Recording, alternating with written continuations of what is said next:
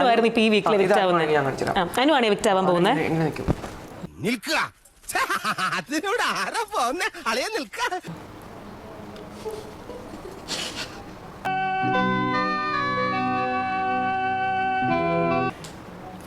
അനു, നിങ്ങൾ എവിക്റ്റഡ് ആണ്.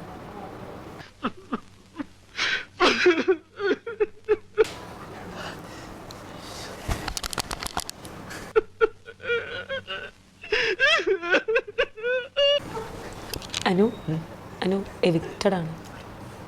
ഇത്രയും വലിയ ഗതികെട്ടവൻ ഈ ലോകത്ത് വേറെ ആരെങ്കിലും ഉണ്ടാവും എന്റെ കർത്താവേ. എനിക്ക് ആകെ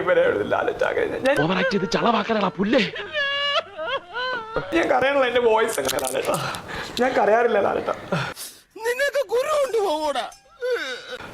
ഇല്ല, ടിഷ്യൂ ഒന്നും വേണ്ട, ഞാൻ കരയാന്ന് പോകണില്ല. എനിക്കത് ഒരിക്കലും എക്സ്പെക്ട് ചെയ്തില്ല ലാലേട്ട അങ്ങനെ ആയി പോകും. വല്ലാത്ത തലവേദന, ഞാനൊന്ന് കിടക്കട്ടെ. പിന്നെ 1.5 മിനിറ്റ് ഇങ്ങനെ മേളിൽ നോക്കിക്കും, കണ്ണ് ഓപ്പൺ ആക്കിട്ട് ബ്ലിങ്ക്. അതിപ്പോ കണ്ടല്ലോ, നീ എന്നെ വിഷമിപ്പിക്കാടാ. ഒരാള് എവിക്റ്റ് ആവാൻ പോകുന്ന ഒരു 1.5 മിനിറ്റ് തന്നെ കണ്ണ് ഓപ്പൺ ആക്കി വെക്കും. ഇങ്ങനെ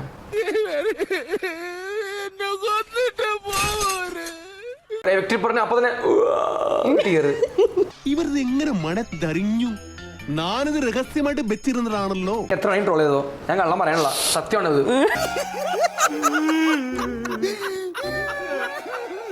എവിടെ പോലും ഒരു കരച്ചില്ല. പക്ഷെ അങ്ങനെയാണ് എന്റെ അനുകുട്ടി, അങ്ങനെയാണ്. ഇത് വടി കൊടുത്ത് അടി വാങ്ങുന്ന പരിപാടിയാണല്ലോ ബാബു. അങ്ങനെയാണെന്ന് പറഞ്ഞാൽ ഞാൻ എന്ത് ചെയ്യാനതിന്?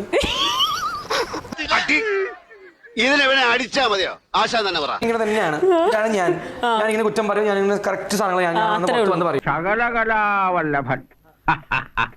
എനിക്ക് അങ്ങനെ ആയി കരയാൻ പറ്റുവാണെങ്കിൽ എനിക്ക് ഇവിടെ ഈ ഒരു ഷോയിൽ വന്നിട്ട് കറക്റ്റായി സംസാരിക്കുകയും ചെയ്യാം.